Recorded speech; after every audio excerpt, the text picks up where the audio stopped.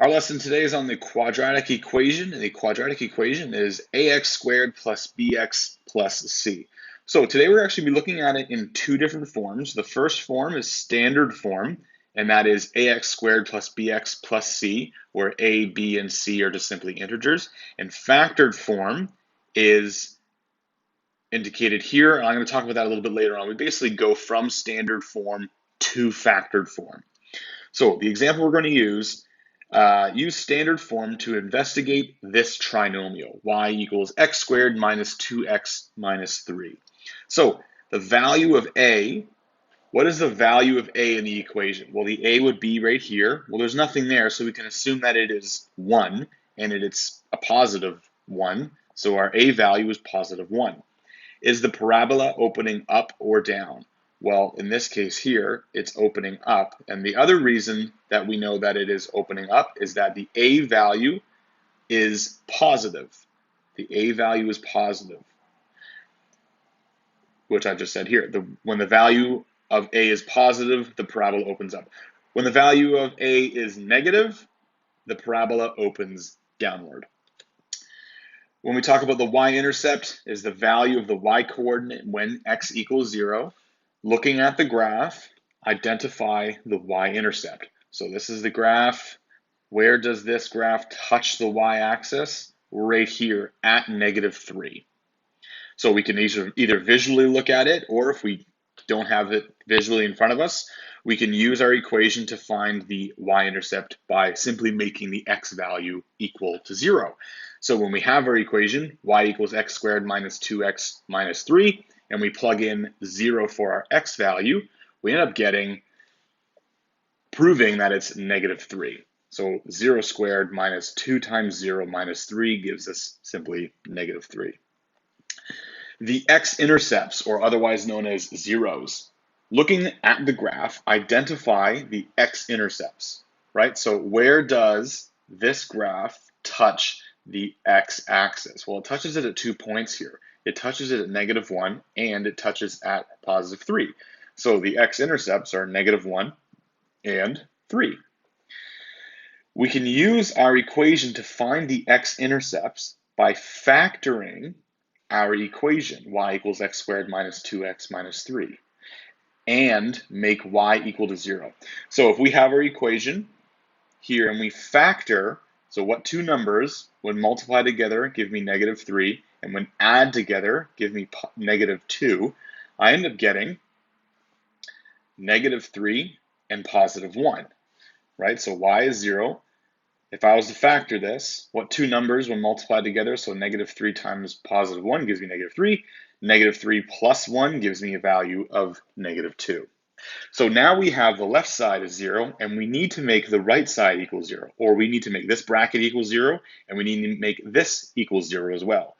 So what x values do I need to put in to these brackets in order to make them 0?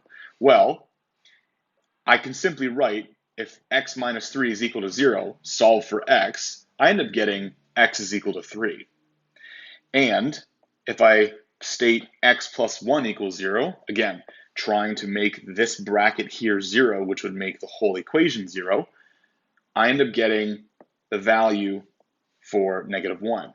Now, if you'll notice, the way that we figure this out, x is equal to -1, we already saw that from the graph.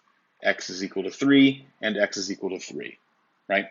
So if you are looking to find the x-intercepts by factoring, once you factor it, you need to ask yourself, how do I make this bracket 0? What is the x value have to be in order for this to be 0? Now, what you'll notice is that it is simply the opposite of the factors. So I look at this bracket, x minus 3, if this is a -3, I know that x needs to be a +3. And we just kind of prove that by looking at our example above. So in summary, a quadratic equation can be expressed in standard form and in factored form. In factored form, which is y equals, in bracket, x minus r and x minus s, the x-intercepts are r and s. That was the example we did up top.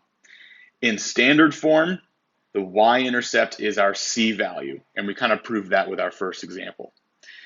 So Find the following information given the quadratic relation y equals x squared plus 2x minus 15. So this is the equation we're going to be looking at.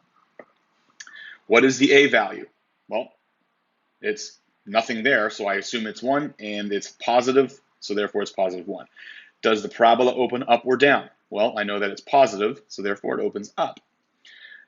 When it opens up, does the parabola have a maximum or a minimum value? So if it opens up, that simply means I'm drawing like a letter U. Well, that's not the right one. I'm drawing a letter U. So it's opening upwards, which means it has a bottom point, or in this case, a minimum value. We need to find the y-intercept. All right, so we have our equation. We need to set x to 0. Once we set x to 0, or plug in 0 for x, we end up finding that it is negative 15. Or we identify the c value in the equation, and we know that that is the y-intercept. Find the zeros. Here's our equation. Factor out what multiplies to negative 15, but adds to positive 2. Well, it's 5 and negative 3. And then once I look at these brackets, how do I make this 0? Well, if this is positive 5, that must be negative 5, and this is negative 3. Then in order to make that 0, it has to be positive 3. So the zeros are negative 5 and positive 3. Our last example here, find the following information given the quadratic relation y equals negative x squared plus 5x minus 6. So we're working on this equation here. What is the value of a? Well, it's negative, and there's no number there, or we can assume it's 1, so we know it's negative 1. Does the parabola open up or down? Well, if it's negative, it's opening downward.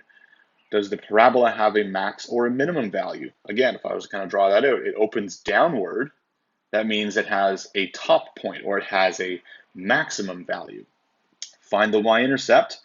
Well, you can do it one of two ways. I can look at, okay, I know it's going to be negative 6 because that is what we could, that's the information we can draw from standard form is the value of the y-intercept. But to prove that, we can go ahead and plug x equals 0 into the equation, and we can determine that it is indeed negative 6. Find the zeros. So this one's a little bit more complex. Our hint is negative x squared. It has to be positive before we can factor. So if we factor out the negative first, so I pull this out, notice how the signs change inside the bracket. So I essentially took out a negative 1, or I factored everything in here by negative 1. That means this sign changed. So 5 divided by negative 1 becomes negative 5. Negative 6 divided by negative 1 becomes positive 6. So once you factor out that negative value, then you have your new signs, and then go ahead and factor that. What multiplies to give positive 6 and adds to give negative 5? Well, it's negative 3 and negative 2. How do I make these individual brackets 0? Well, it's the opposite of what I've just figured out. So set x minus 3 equals to 0. What's my x value? It has to be 3. And then x minus 2 equals 0. What does my x value have to be? It must be 2. So then the zeros are x equals 3 and x equals 2.